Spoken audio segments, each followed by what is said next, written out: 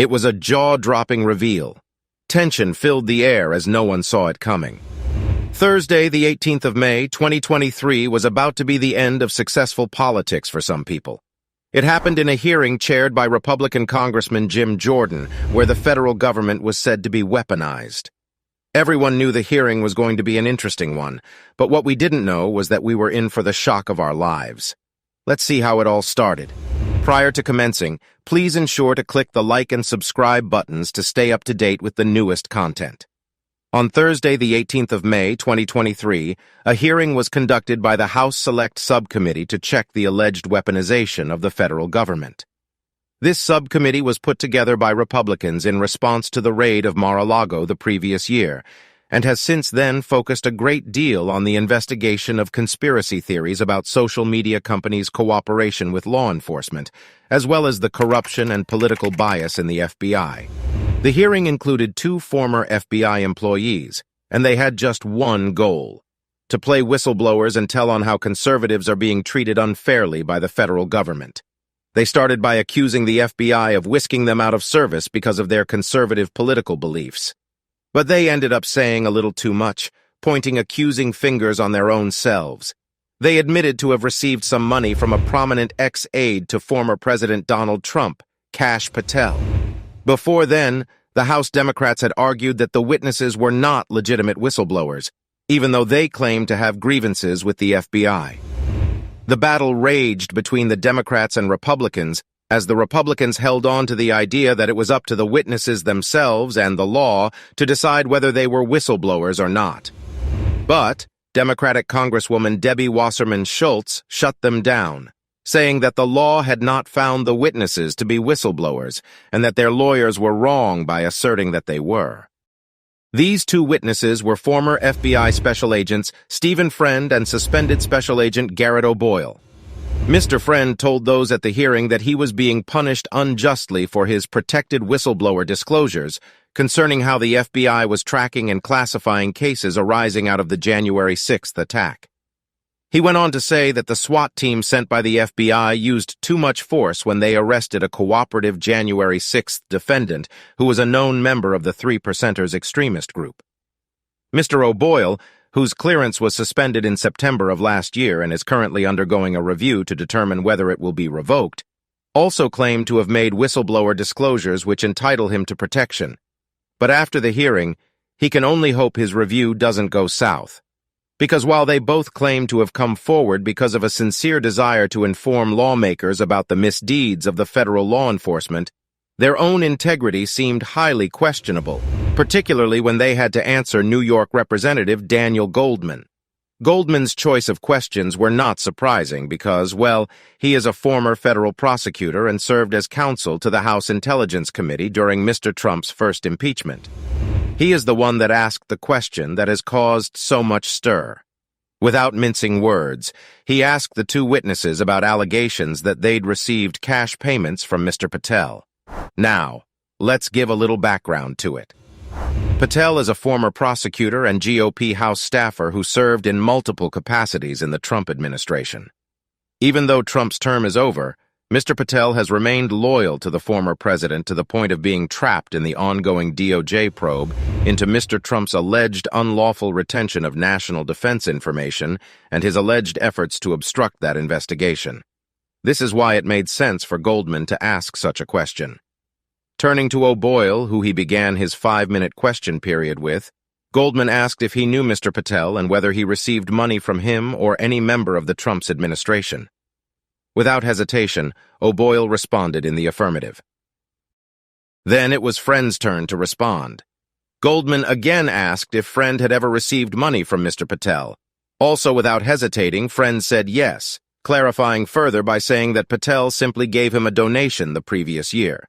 At that point, it only got more interesting and particularly amusing, especially when Goldman went further to ask whether the former law enforcement officer was a charitable organization after he said Patel's gift was a donation. Even though Patel's response already showed that their action was questionable, Friend still tried to justify it, saying that he was an unpaid, indefinitely suspended man trying to feed his family, and so he had to accept Patel's goodwill. Mr. Patel reached out to me in November and said he wanted to give me a donation, Friend emphasized. But we all know that this November donation from Mr. Patel came at the same time Friend began showing himself on right-wing media outlets to accuse the DOJ of targeting him for his political views.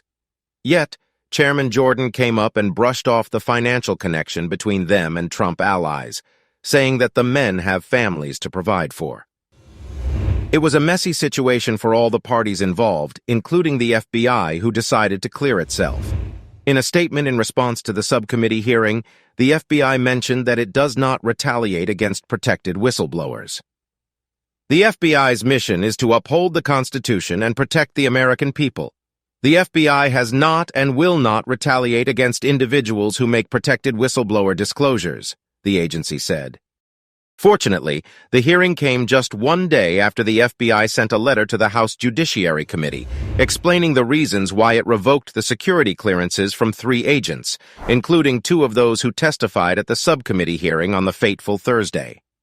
According to the letter, the FBI said Agent Stephen Friend had his security clearance revoked after he acknowledged that he publicly released sensitive FBI information on his personal social media accounts without authorization, participated in unapproved media interviews, and secretly recorded a meeting with FBI management. But the witnesses had another side to the story. Friend said that it was after he had raised concerns to his superiors about how the FBI was handling investigations into January 6th subjects that the agency decided to suspend him without pay. He also testified that he was assigned to attend a school board meeting where he simply took down the information from attendees' license plates in the parking lot. Furthermore, Friend was displeased that after he was suspended from the FBI, his investigations of child sexual exploitation material were handed off to local law enforcement rather than to another federal agent. For Garrett O'Boyle, who had his security clearance suspended but not yet fully revoked, the story went that he was suspended without pay after he raised concerns with his chain of command and then made disclosures to Congress. He was also very bitter about the suspension because himself and his family had to relocate from their side of the country in order to pick up the job with the FBI. He frowned as he further explained that the FBI held his family's belongings, including his children's clothing, for 6 weeks before they could access them. Everyone knew Jordan was taking sides with the witnesses, as he made it quite obvious. He even went ahead to commend O'Boyle, saying that he was the first whistleblower to tell the committee about the process the FBI was using to assess threats against school board members, which he said have resulted in 0 prosecutions. Jordan also made it clear that he was pleased, very pleased in fact, that citizens have gotten to the point where they can call out the most powerful law enforcement agency in the world. The FBI was not the only one who thought to clear its name. The hearing surely spelled doom for former President Donald Trump, and vindicating himself early was the only option. As far as Trump was concerned, the hearing was a chaotic Republican-led House hearing.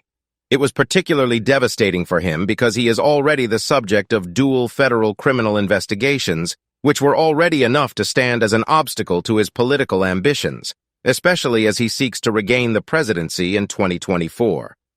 Trump lamented openly, saying that the hearing regarding the whistleblowers and FBI was sad to watch. There has never been a time like this in our country, the complete weaponization of justice, he wrote. I am a victim also, but the real victim is the United States of America.